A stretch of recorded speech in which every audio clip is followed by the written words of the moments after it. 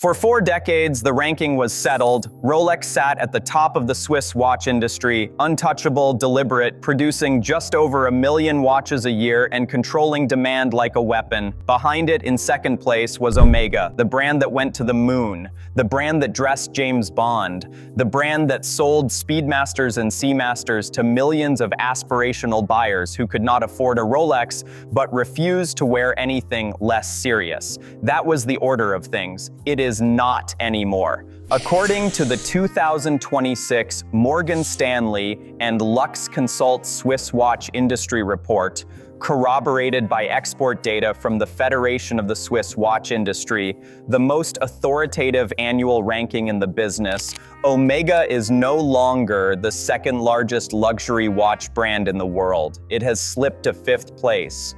And the brand that passed it is not a watchmaker with 200 years of movement heritage or a cult following built on complications. It is a jewelry house. Cartier is now the second largest luxury watch brand on the planet.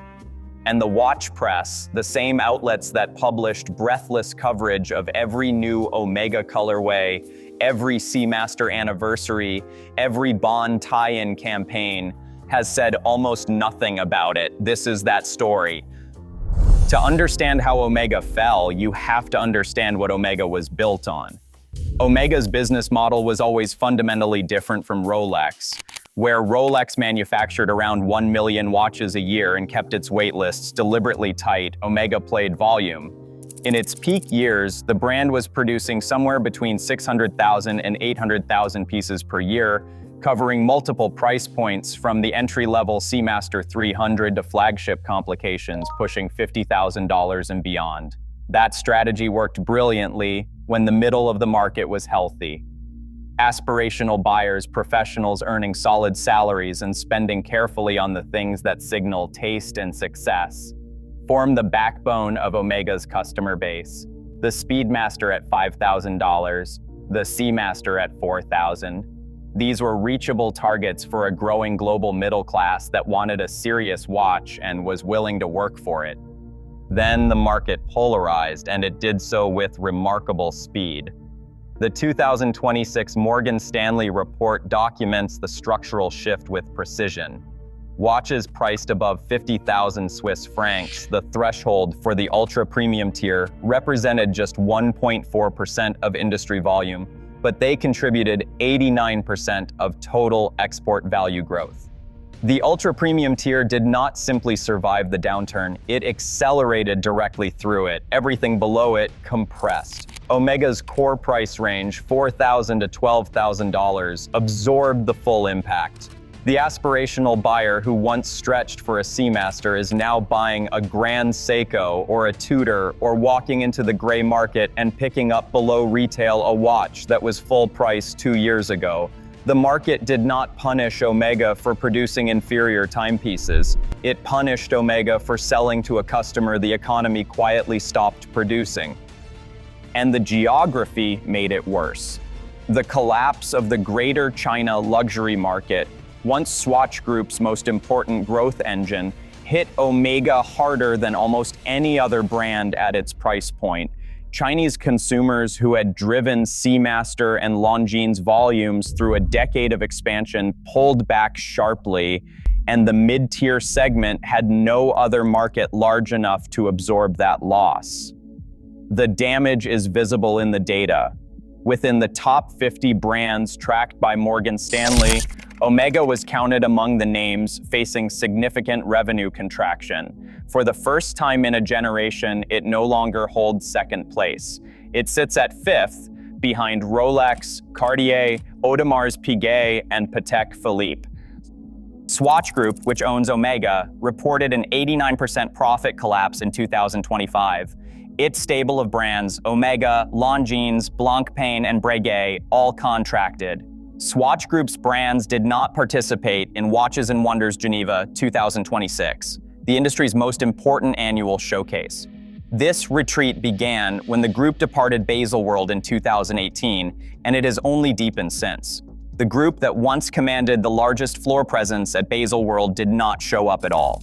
That is not the behavior of a company that believes its trajectory is temporary. While Omega was losing the middle, Cartier was doing the opposite. Cartier is owned by Richemont, the Swiss luxury group that also controls IWC, Jaeger-LeCoultre, Vacheron Constantin, and Panerai. But Cartier is not simply one name in a portfolio. It is Richemont's dominant asset, generating more revenue than most of the group's other watchmaking brands combined. Richemont sits alongside Swatch Group and LVMH, which controls Tag Heuer, Zenith, and Hublot as the three conglomerates that shape the architecture of the entire Swiss watch industry. And within that structure, Cartier is the single most valuable watchmaking asset outside of Rolex. The reason Cartier navigated the downturn that damaged Omega is structural, not strategic. Cartier does not depend on the aspirational middle. Its customer base lives in precisely the tier the Morgan Stanley report identified as contraction-proof watches and jewelry above 50,000 Swiss francs, where price sensitivity is low and brand equity is near absolute.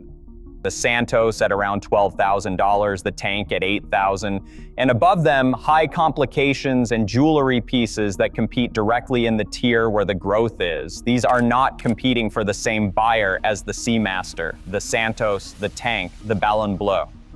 They compete against Patek Philippe and Audemars Piguet, whose Royal Oak alone has become one of the defining objects of the ultra-premium era, for collectors who exited the middle market years ago and never looked back.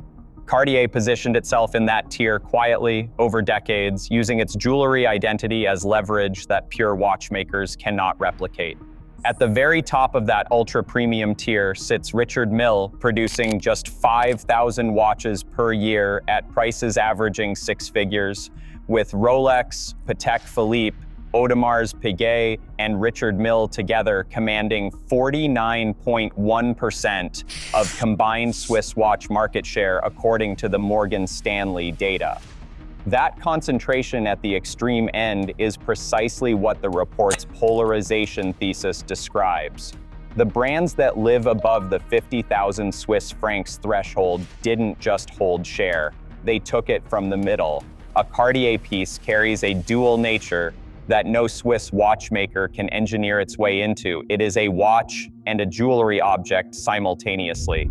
It sells to watch collectors and to buyers who have never once entered an authorized dealer, buyers who walk into a Cartier boutique on a high street and spend $60,000 the way someone else might spend $600. That dual distribution channel built across generations of jewelry retail insulates Cartier from the demand collapse that is hollowing out mid-tier Swiss watchmaking. The result is a brand that expanded market share in exactly the years Omega was surrendering it. The question the watch industry is not asking publicly, but should be, is why this shift has passed largely unremarked in the press. The short answer is incentive structure. Watch media runs on access to brand launches, to new reference previews, to CEO interviews, to event invitations. Swatch Group remains a significant advertiser, a major event participant in normal years, and a primary content source for every publication covering the category. Publishing a definitive piece on Omega's structural decline is not an action that preserves those relationships. Cartier, meanwhile, has never needed watch media the way specialist watchmakers do. Cartier's boutique network, its jewelry clientele, and a brand recognition built over a century do not depend on specialist watch outlets driving the narrative. Cartier's ascent to second place was not a communications campaign. It was a consequence of structural forces that played out regardless of whether anyone wrote about them. The watch press covered the symptoms in isolation. The Swatch Group profit collapse, the gray market compression, and the mid-tier brand struggles were reported without assembling them into the conclusion those symptoms point toward. Omega fell, Cartier rose, the order of things changed, the story was sitting in the data the whole time. The ranking that watch enthusiasts grew up with, Rolex, then Omega, then the holy trinity of Patek Philippe, Audemars Piguet, and Vacheron Constantin, is no longer accurate. Omega is fifth, Cartier is second, and whether the industry acknowledges it publicly or not, that gap is not reversing quickly. The forces that drove the separation, the market's polarization toward ultra-premium, the collapse of the aspirational middle, the greater China contraction, the jewelry identity that insulates Cartier from pressures pure watchmaking cannot absorb, are not going to change in a single quarter. Omega is not a brand in terminal decline, it is a brand navigating a structural reset in the most difficult market environment in a generation, and the outcome of that reset is not yet written. But the story the watch world has been telling about who sits behind Rolex expired sometime in 2025.